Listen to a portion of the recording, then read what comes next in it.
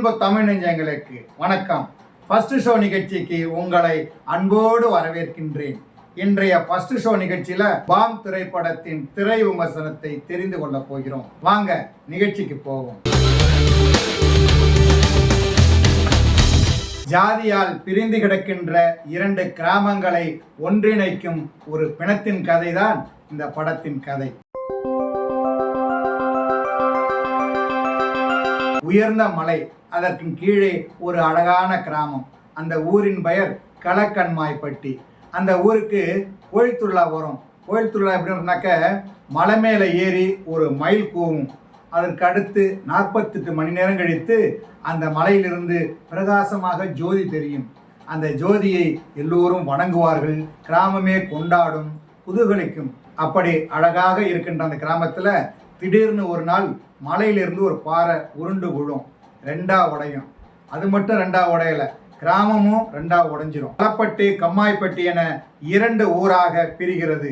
இரண்டாக விழுந்து உடைந்த பாறையை ஒரு பகுதியை இந்த பக்கத்தில் உள்ளவங்களும் இன்னொரு பகுதியை அந்த பக்கத்தில் உள்ளவங்களும் தெய்வமாக நினச்சி கொண்டாடுவாங்க. என்னதான் தெய்வமாக நினச்சி கொண்டாடினாலும் முன்ன மாதிரி மயில் கூவுறதில்லை, ஜோதி தெரியறதில்லை. அதனால ரொம்ப வேதனைப்படுவாங்க, சண்டை போட்டுக்குவாங்க. எதிரெதிராகவே எப்போதுமே இருப்பாங்க. ஒவ்வொரு பிரச்சனையின் போதும் போலீஸ் போவோம், பஞ்சாயத்து ஆகிடும். ஆடிஓ போவார், அவரால் நிம்மதியாக வர முடியாது. அது மாதிரி கலெக்டர் போவார், அவருக்கும் பிரச்சனையாயிடும். அதனால அந்த இரண்டு கிராமத்தையும் சேர்த்து வைக்கவோ இல்லை அந்த கிராமத்தை நினைக்கவோ எல்லாருமே பயப்படுவாங்க.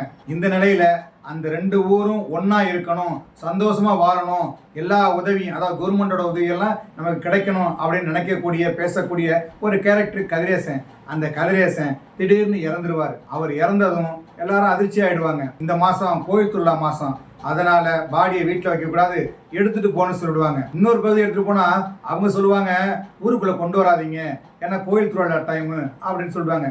வேறு வழி இல்லாம ஊருக்கு பொதுவான இருக்கிற இடத்துல கொண்டு போய் கதாநாயகன் அந்த பாடியை வச்சிருப்பாரு. அந்த சமயத்துல அந்த பாடியிலேருந்து பெரிய குசு வரும், அதாவது பாம்பு போடுவார். அந்த பாம்பை பார்த்ததும் அந்த ஊர் கோயில் பூசாரி இருக்கார் இல்லையா, அவர் சொல்லுவார், இவர்கிட்ட சாமி வந்திருக்குது, இவர் தான் தெய்வம், சாமி இவர் மூலம் இறங்கியிருக்குது அப்படின்னு சொல்லி அவர் மேலே பட்ட ஒளி இருக்கு இல்லையா, அதை பார்த்து பேசுவார், உடுக்க அடிப்பார், ஊரை கூட்டுவார். ரெண்டு ஊரும் சேர்ந்துடும், வேடிக்கை பார்ப்பாங்க. சில அதிசயங்கள் நடக்கும். குழந்தை பிறக்காதவங்களுக்கு குழந்தை பிறக்க போகும், ஒரு நல்ல சம்பவங்கள் நடக்கும். இதனால அது தெய்வமாக நினைப்பாங்க. இருந்தாலும் இது எங்கள் ஊர் சாமி, எங்கள் ஊரில் இருந்தவன் அப்படின்னு சொல்லுவான். இல்லை எங்கள் ஊர் வழியாக போனதுனால தான் அப்படி நடந்துச்சு அப்படின்னு இவங்க சொல்லுவாங்க. இப்படி சண்டை போட்டுருக்கோம். சாமி யாருக்கு சொந்தம் அப்படிங்கிறதுல சண்டை வந்துகிட்டே இருக்கும். இவங்க 2 பேரும் சண்டை போட்டால் நமக்கு நல்லதுதான் அப்படின்னு அந்த பகுதி எம்எல்ஏ நினைப்பாரு. ஏன்னா திட்டங்கள்லாம் அந்த ஊருக்கு போகிறதில்ல, போட்டு எடுத்துக்கலாம் இல்லையா, அதனால் அவர் ஆசைப்படுவார். எம்எல்ஏ 2 பக்கம் தூண்டி விட்டு பிரச்சனையை கலப்பலாம் அப்படின்னு நினைப்பாரு.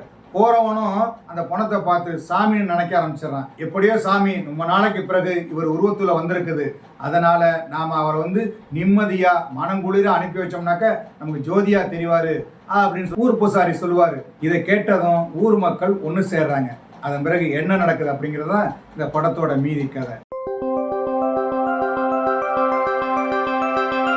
இந்த படத்தின் கதாநாயகனாக நடித்திருக்கிறார் அர்ஜுன் தாஸ். அது மொத்த படத்தையும் தன் தோல்ல சுமந்திருக்கார் அப்படின்னு தான் சொல்லணும். அதாவது நிறைய படங்கள்ல வில்லனா நடிச்சிருப்பாரு, கதாநாயகனாக நடிச்சிருந்தாலும் வில்ல கதாபாத்திரம் தான் அவர் கிடைக்கும். ஏன்னா ஆக்ஷன் கேரக்டர், ஆக்ஷன் ரோடு இப்படிதான் நிறைய நடிச்சிருக்காரு. ஆனா இந்த படத்துல அப்பாவியான ஒரு கதாபாத்திரத்துல நடிச்சிருப்பாரு. ஒரு காட்சியில காளி வெங்கட் இறந்துருவாரு.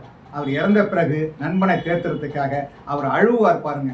அப்பாவியான அந்த கதாபாத்திரம் மனதில் நின்று படம் முழுவதும் நம்மோடைய பயணிக்கிறது. அவரை அடிப்பார்கள், மிதிப்பார்கள், அறைவார்கள். அதற்கெல்லாம் அவர் எதிர்த்து கூட குரல் கொடுக்க மாட்டார், அடிக்க மாட்டார். அந்த அளவுக்கு கதாபாத்திரத்தோடு ஒன்றி போய் நடித்திருக்கிறார். பெரும்பாலும் கதாநாயகர்கள்ட்ட போய் கதை சொன்னாக்க படம் முழுக்க ஷார்ட் பை ஷார்ட் அவங்க தான் வரணும் அப்படின்னு நினைப்பாங்க.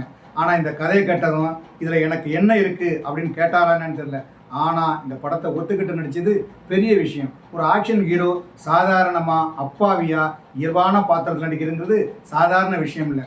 ஆனால் அதை துணிஞ்சு செய்திருக்கிறார், வெற்றியும் பெற்றிருக்கிறார். இந்த கதாபாத்திரம் நமக்கு ஏன் பிடிக்குதுன்னா, ஊரு 2 பட்டா கூத்தாடிக்கு தொக்குன்னு சொல்லுவாங்க இல்லையா, அது மாதிரி பிரிந்திருந்த இந்த ஊர் ஒன்று சேர்ந்தா நல்லா இருக்கணும் அப்படின்னு ஆசைப்படுறது இந்த கேரக்டர். அதனாலேயே இந்த கேரக்டர் மீது நமக்கு ரொம்ப ஆசை இருக்குது. சாமியெல்லாம் ஆடுவார், குறி சொல்லுவார். பல காட்சிகளில் அர்ஜுன் தாஸுக்கு கைதட்டல் விழுகிறது. அதே மாதிரி இன்னொரு கேரக்டர் காளி வெங்கட். காளி வெங்கட் கொஞ்ச நேரம் தான் வருவார், அதன் பிறகு பிணமாகவே இருப்பார். பிணமாக இருந்தாலும் சாதாரணமாக நடிக்க முடியுமா? பிணமாதிரியே நடிக்கணுமே. படம் முழுக்க பிணமாக நடிக்கிறதுங்கிறது சாதாரண விஷயமா? அதை நல்லாவே செஞ்சுருக்கிறார். அதுவும் பாம்பு பக்கிரின்னு சொல்லுவாங்களே, அது மாதிரி பாம்பு போடுற வேலை தான். அந்த பாம்பு போடும்போது புழுங்கி விடுவார் பாருங்க. முதல்ல நமக்கு பாம்பு புசுனாலே ஸ்மெல் வருது அப்படின்னு அருவருப்பா நடப்போம். ஆனால் இந்த படத்தில் அவர் பாம்பு எடுக்கிற போதெல்லாம் கடவுள் வர்றாரு அப்படின்னு சொல்ல வச்சுட்டாங்க, நம்ப வச்சுட்டாங்க. அதனாலேயே அவரது பாத்திரமும் அதற்கு முன் அவர் நடந்து கொண்ட விதமும் அவரது வசனமும் நமக்கு பிடிச்சு போறதுனால அந்த பாத்திரமும் பிடித்து போகிறது. காளி வெங்கட்டின் சகோதரியாக, கதையின் நாயகியாக, அர்ஜுன் தாஸை விரும்புவராக சுவாத்மிகா நடிச்சிருக்கிறாரு.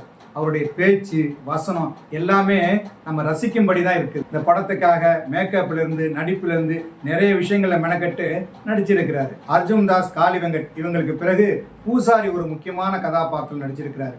அவருடைய கதாபாத்திரம், வசனம், மேனரிசம் எல்லாமே ரசிக்கிற மாதிரி இருக்குது. படத்தில் அவர் பேசுகிற வசனத்திற்கெல்லாம் கைதட்டல் விழுகிறது.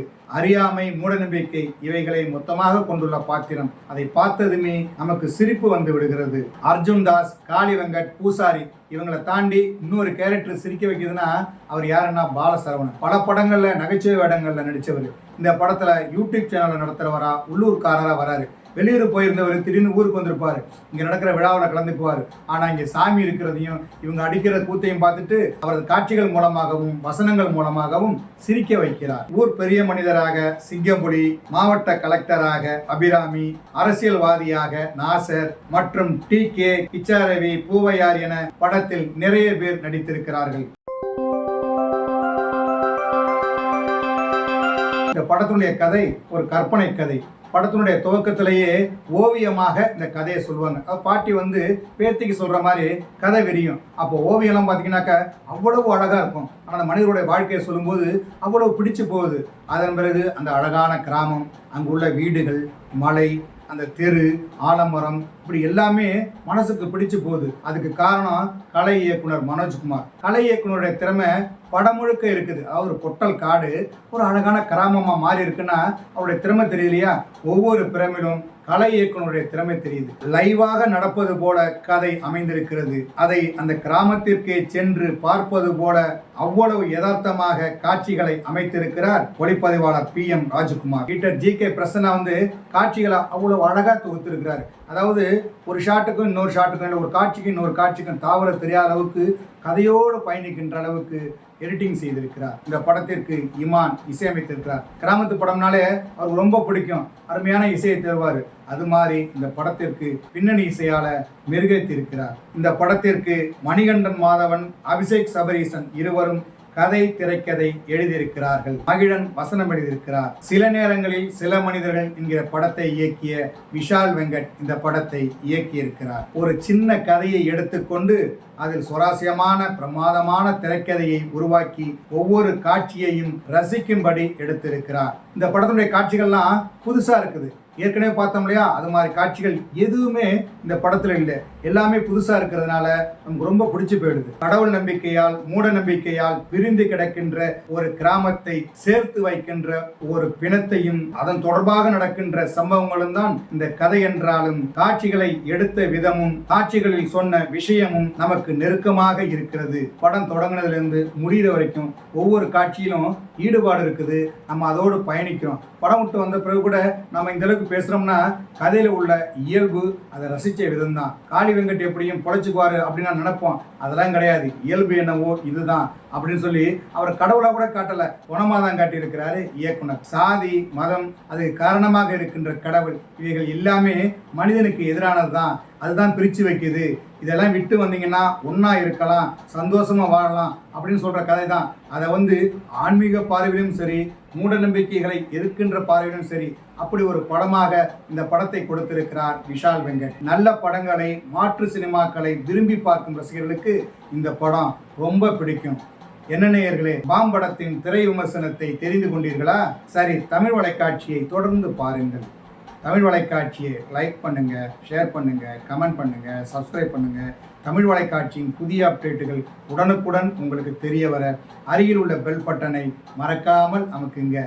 கலை இலக்கியம் யாவும் மக்களுக்கு.